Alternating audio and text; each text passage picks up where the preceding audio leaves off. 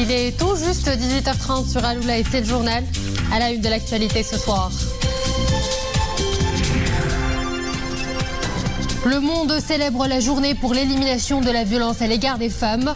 Le Maroc lance une campagne de sensibilisation sur les violences numériques faites aux femmes et aux filles. Objectif, faire connaître ce phénomène et montrer aux victimes les moyens de signalement des actes de cyberviolence.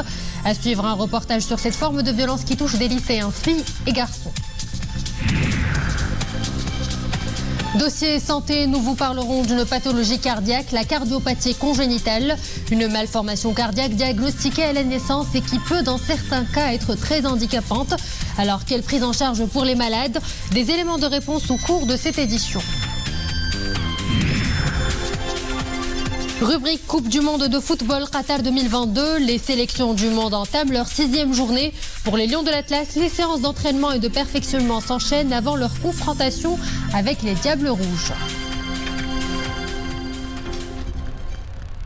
Bonsoir à tous. Le monde célèbre aujourd'hui, 25 novembre, la journée internationale pour l'élimination de la violence à l'égard des femmes. À cette occasion, le Maroc lance une campagne sur les violences numériques faites aux femmes et aux filles. Une 20e édition sous le slogan « Tous pour un espace numérique responsable et sûr pour les femmes et les filles ». L'objectif est de sensibiliser la société à la violence numérique et à ses risques ainsi qu'aux moyens de renforcer la prévention. Il s'agit également de sensibiliser les victimes à la possibilité de signaler les violences numériques.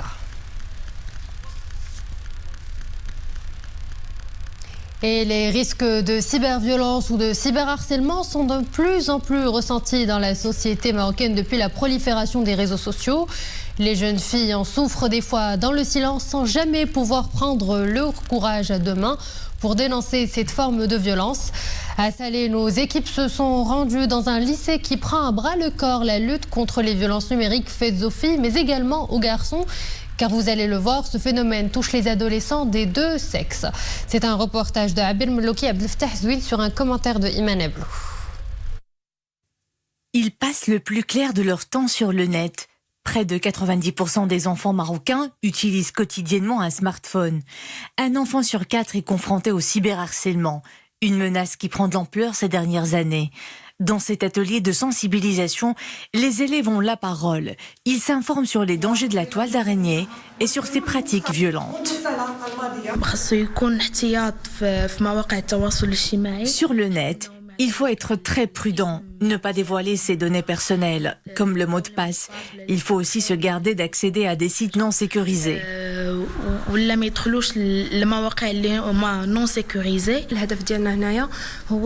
Les jeunes passent beaucoup de temps à surfer sur Internet. Ils ignorent tout du monde virtuel qui a des droits et des obligations. Nous pouvons facilement faire l'objet de cyberharcèlement. C'est la raison pour laquelle il faut protéger les données personnelles. L'apprentissage se fait sous l'œil vigilant des enseignants, tout aussi impliqués dans ce processus. Sur le net, les violences envers les plus jeunes, en particulier les filles, déferlent. Ici, il s'agit d'outiller les bénéficiaires pour les prémunir des formes de violence numérique les plus répandues. Le cyberharcèlement est l'une des formes que l'on recense le plus, en milieu scolaire notamment. Nous essayons de trouver des issues à l'amiable et assurer un accompagnement psychologique à la fois pour les victimes et leurs harceleurs, car ces derniers font bien souvent l'objet de rejets de leurs pairs. Il y a des plateformes conçues spécialement pour les jeunes. Il y a le site cyberconfiance.ma, accessible à tous ceux qui souhaitent se renseigner sur la cyberviolence et de la manière de s'en protéger. Le site abrite un espace dédié au signalement de tout acte douteux. La cybersurveillance serait la réponse à ces nouveaux crimes des temps modernes qui touchent principalement la gente féminine. D'après une enquête du Haut Commissariat au Plan réalisée en 2019, près de 1,5 million de femmes ont subi une violence par le biais de courriels électroniques, d'appels téléphoniques ou de SMS. Et pour un décryptage de ce phénomène alarmant, nous avons avec nous en direct depuis Casablanca Maître Nisrine Roudan, avocate au barreau de Casablanca. Maître Roudan, bonsoir. Ces derniers temps, on entend beaucoup parler de violence numérique, de cyberharcèlement et de cyberviolence à l'encontre des femmes et des filles. Est-ce qu'on serait en face d'un phénomène nouveau et comment peut-on le définir pour qu'on puisse l'identifier ?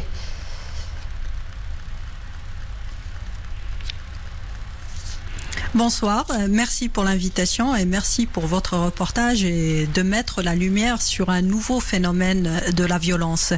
Vous savez, la question de la violence, malheureusement, reste une question d'actualité brûlante et la violence particulièrement liée au genre, notamment à l'encontre des femmes et des jeunes filles. Et il est vraiment désolant de se rendre compte qu'aujourd'hui, la violence faite aux femmes reste la violence la plus répandue en matière de violation des droits humains. La problématique n'est pas seulement la progression de cette violence, la problématique vient aussi du fait que cette violence aujourd'hui se manifeste sous de nouvelles formes, comme vous l'avez précisé, une forme virtuelle et qui du coup est transfrontalière. Cette violence-là, elle présente des similitudes par rapport à la violence classique, qu'elle soit physique, morale, psychologique, matérielle ou économique, mais elle a des points spécifiques qu'il convient d'aborder par la législation actuelle et de mettre en place les mécanismes nécessaires, non seulement pour la définir, mais aussi l'endiguer. Et Maître Ouden, est-ce que le Maroc a suffisamment de garde-fous pour lutter contre cette forme de violence en ligne ?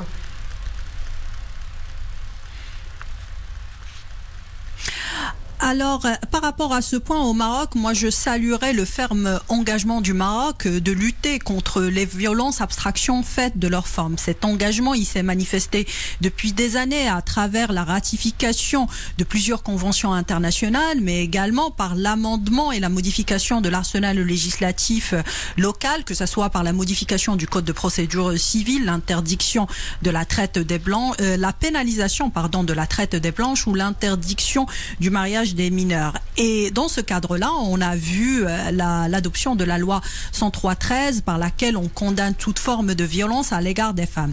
Ce texte-là, je vous dirais, il a l'avantage, c'est que la définition, elle est plutôt large, de façon à englober tout type de violence, que cette violence, qu'elle soit une violence matérielle, physique, mais aussi une violence virtuelle, qu'elle reflète la forme d'un acte matériel ou tout simplement, je vous dirais, un harcèlement. Donc, je pense qu'aujourd'hui, d'un point de vue législatif, on a les outils nécessaires pour appréhender ce genre de phénomène. Encore faut-il comprendre ce phénomène, parce que ce phénomène présente certes des similitudes avec la violence classique, mais aussi des points spécifiques qui sont notamment liés à la vulnérabilité des victimes, à l'anonymat, aussi qui sont liés à l'absence de coupure qui engendre une absence de répit.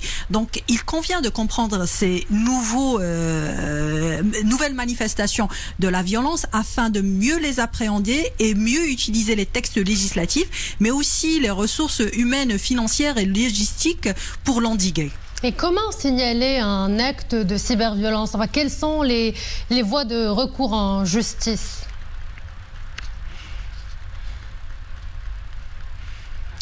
Vous savez, le mot que vous venez de prononcer est extrêmement important. Vous avez parlé de mots signalés. Certes, on parle souvent de l'effort de sensibilisation qui est tout aussi important que la lutte et la prévention. Et il est important de former, il est important d'éduquer, il est important d'apprendre aux victimes à signaler avant de réprimer.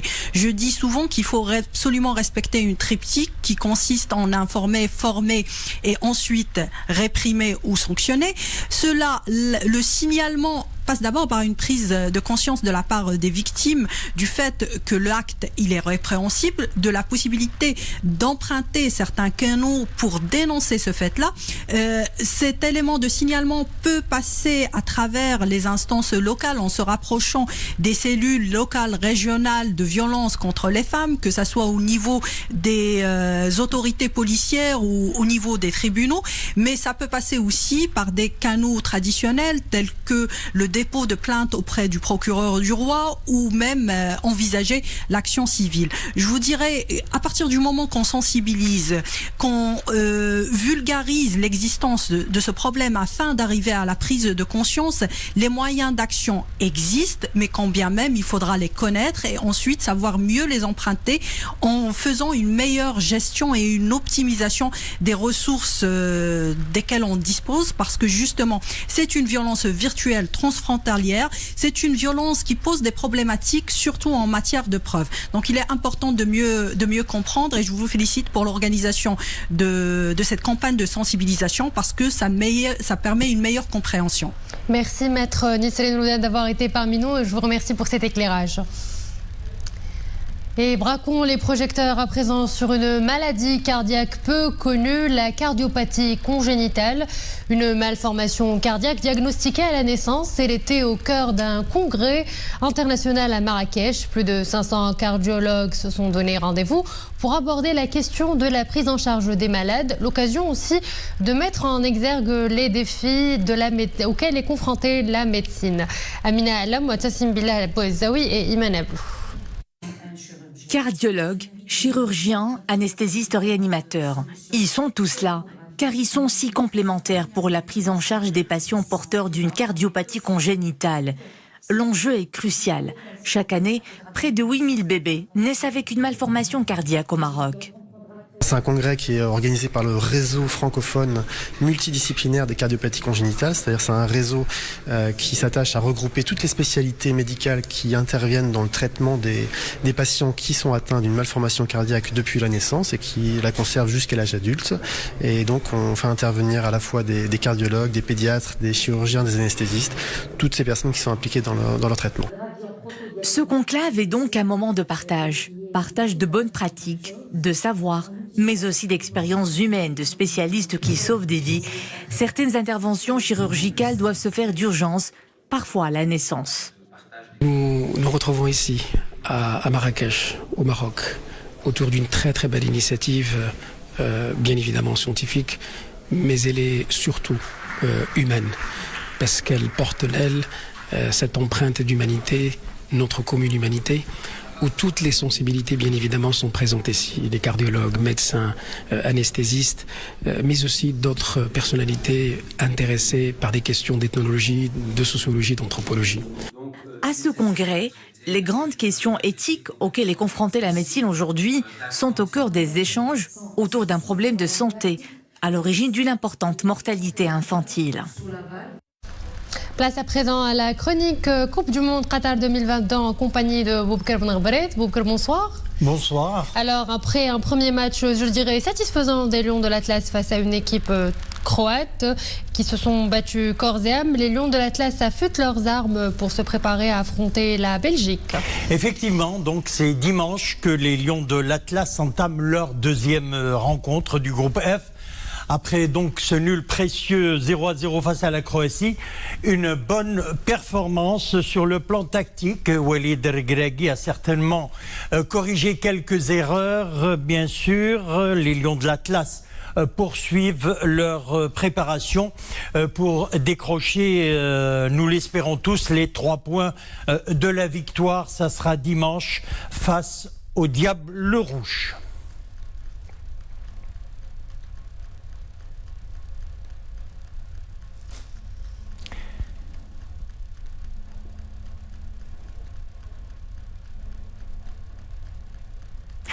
Pour nous en parler ce soir et parler de la rencontre de dimanche et revenir un petit peu bien sûr sur ce match de Croatie, en direct depuis Doha par Skype, nous avons Hamid Brimil, entraîneur adjoint de l'équipe El Hilal Soudan.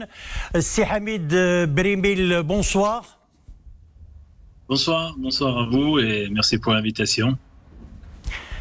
Alors, c'est Hamid Brimil, vous êtes au Qatar. J'aimerais bien savoir d'abord dans quelle ambiance se prépare cette deuxième rencontre face à la Belgique dimanche.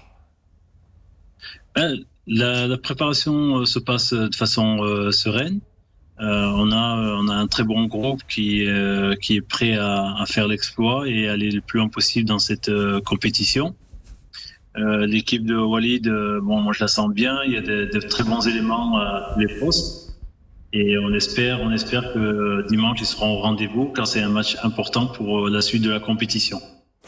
Alors pour revenir, je le disais, Walid Regragui a certainement corrigé certaines erreurs. Vous avez suivi le match bien entendu face à la Croatie. Qu'est-ce que vous pouvez nous dire? Quels sont les points forts, les points faibles? Les points forts, c'est déjà la cohésion qu'il y avait dans le groupe, parce que ramener un point, comme on a dit, c'était pas si évident que ça. Il ne faut pas oublier que la Croatie est vice-champion du monde, malgré que c'est pas la même configuration que 2018. Ça reste une équipe très très compétitive. C'est une équipe qui laisse pas beaucoup d'espace à l'adversaire. C'est pour ça qu'on a eu quelques difficultés à avoir des occasions offensives assez franches. Donc c'est là où peut-être qu'il faudra qu'on soit un peu plus percutant contre la Belgique, qui elle va certainement s'ouvrir un peu plus, participer un peu plus au jeu, même si elle reste sur un acquis de 3 points et qu'elle ne voudra pas prendre de risques inutiles. Alors, c'est Hamid, nous avons eu 2 joueurs de blessés. Nous espérons qu'ils seront bien rétablis pour dimanche. Il s'agit de Hakimi et Mzraoui. Avant votre intervention, je voudrais revenir sur celle du docteur Abdelrazak Hifti, qui nous parle un petit peu des blessures des 2 joueurs, puis on revient à vous. فعلا عندنا جوج اصابات في المنتخب. الاصابه الاولى ديال مزراوي كي شفتوا في المباراه الاخرى. 2 de nos joueurs ont été blessés. Le premier, c'est Mzraoui lors du dernier match disputé contre la Croatie. Il a été touché au niveau du flanc gauche. Il a subi des examens médicaux et jusqu'à présent, nous ne savons pas s'il peut jouer dans les matchs à venir. D'autres examens lui seront réalisés et on sera fixé dans 48 heures. فيما يخص اللاعب أشرف كيف شفتوه في واحد لو سبرينت. Pour ce qui est d'Ashraf Hakimi, au cours d'un sprint, il a ressenti une douleur au niveau de sa cuisse droite. Ses examens ont été plutôt rassurants. C'est une blessure légère. Il va falloir redoubler de vigilance. الميدان ديال الرياضة خاصنا نكونوا نفون فيغ تري تري اتونسيون. Voilà, c'est Hamid, vous avez entendu la déclaration de Abdelrazak Hifti, le médecin de l'équipe nationale. Alors, je l'espère et nous l'espérons tous que les 2 joueurs seront présents dimanche face au Diable Rouge. Mais si problème il y a, comment voyez-vous un petit peu les remplaçants? Parce que je crois que face à la Belgique, il ne faut pas faire d'erreur de casting pour ce qui est des remplaçants. Non, je pense que Walid a constitué un très bon groupe pour participer à la Coupe du Monde. Il a certainement pensé à doubler quelques postes, à prendre des joueurs polyvalents qui peuvent jouer à différentes postes, justement pour pallier ses blessures, ses absences, ou des fois même une baisse de forme. Donc je pense que il y a tous les éléments pour bien figurer. Et si malheureusement les 2 joueurs étaient blessés ou ils ne pouvaient pas participer à ce match-là, je pense qu'on a les éléments pour compenser. Hayatla, il a fait une très très bonne rentrée contre la Croatie. Donc lui, on n'a aucun souci à se faire. Il connaît la compétition. Il est très à l'aise dans l'équipe. Donc je pense qu'il pourra largement participer à ce match-là sans crainte. Alors la Belgique que nous allons affronter dimanche a étalé un grand nombre de faiblesses face au Canada pour son premier match et s'en est remise surtout à Thibaut Courtois, son gardien sauveur sur penalty d'ailleurs avant de battre donc le Canada 1-0. Une équipe, nous le disions depuis le début du mondial, vieillissante, et le match de mercredi a confirmé que son niveau réel était encore incertain. Alors, ce sont les images, bien sûr, de l'entraînement, du dernier entraînement des Diables Rouges. Alors, on revient à vous, Hamid Berimil. Est-ce que vous partagez cette analyse? L'équipe, elle est peut-être vieillissante, mais si on le prend d'un côté positif, certains vous diront que c'est une équipe qui a énormément d'expérience. Donc, voilà, il faut arriver à avoir un peu l'équilibre entre la jeunesse, un peu la folie de la jeunesse, et aussi l'expérience qui va faire que quand on est dans des moments difficiles, comme ça a été le cas donc lors du dernier match, on laisse passer un peu l'orage, et puis après le talent va parler de lui-même. Ils ont de très très bons joueurs. Bon, même si Eden Hazard n'est pas le niveau qu'on a connu avant qu'il parte au Madrid, on a Van de Bruyne qui est super bien, c'est un super joueur. On a de très très bons éléments dans cette équipe-là.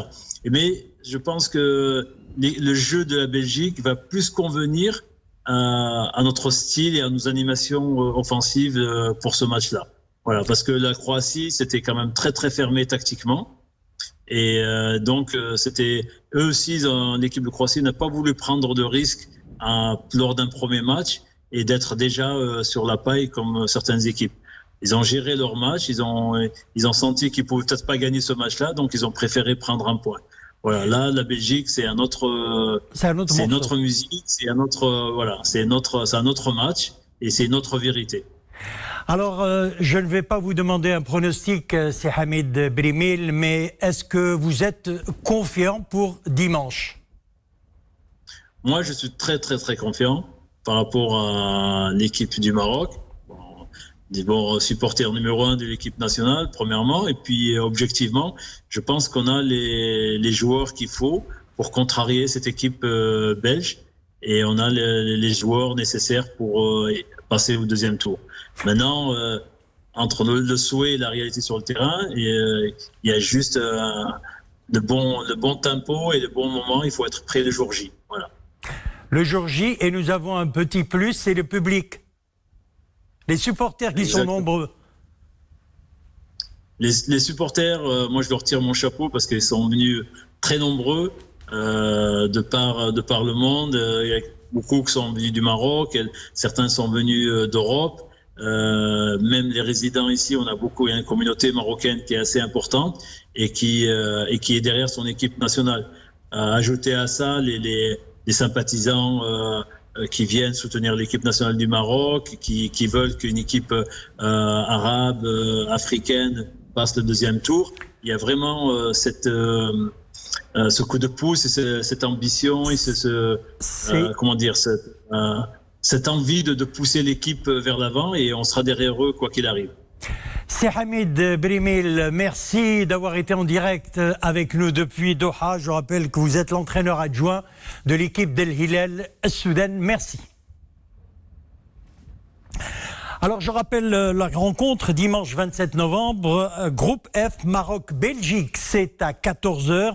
Et la deuxième rencontre se jouera entre la Croatie et le Canada, c'est à 17h. Pour ce qui est des résultats des groupes A et B, nous commençons par le groupe A. Eh bien, le Qatar, pays organisateur, a subi sa deuxième défaite face au Sénégal, 3-1.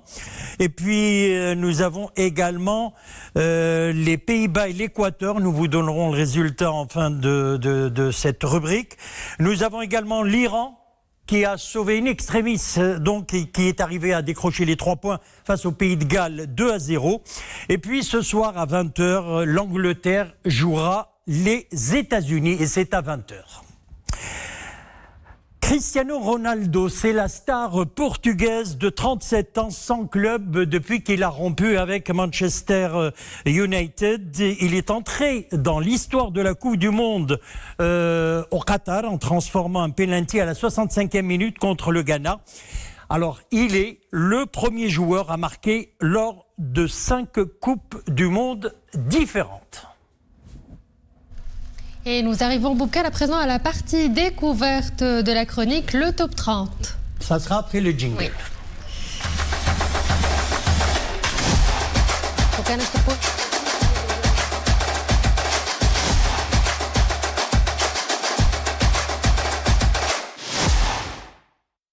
Alors, Boubkal, qui est l'heureux élu du soir ?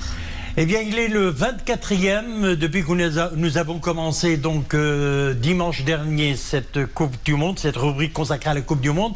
24e, et il est l'un des plus grands de l'histoire, véritable star de l'Argentine lors du sacre 86 au Mexique. Il s'agit de feu Diego Maradona, El Pibe de Oro. Il a trouvé le chemin des filets à 8 reprises en Coupe du Monde. Le tout en 3 éditions. 2 buts marqués en 1982 quand l'Espagne organisait la Coupe du Monde, 5 en 1986 lors du mondial mexicain et 1 but en 1994 lors du mondial aux États-Unis.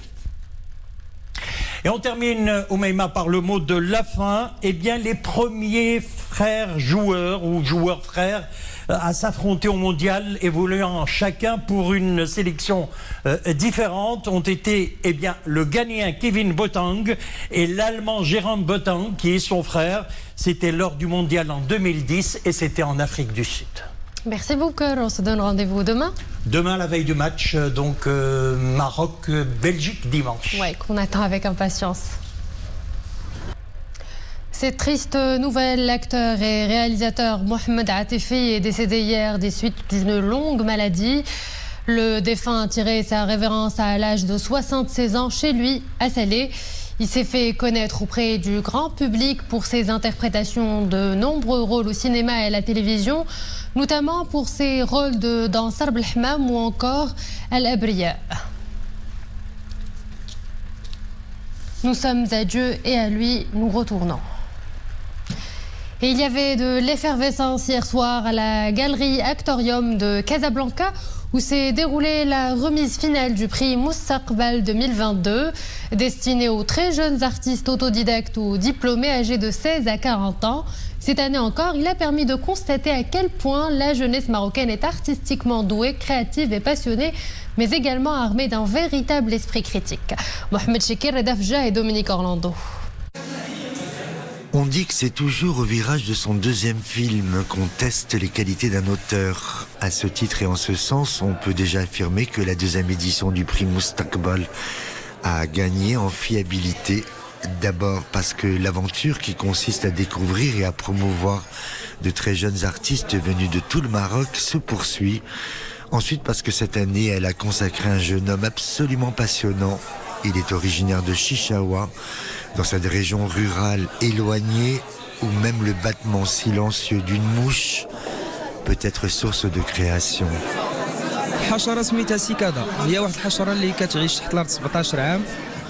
L'insecte que vous voyez dans chacun de mes tableaux a pour nom cicada.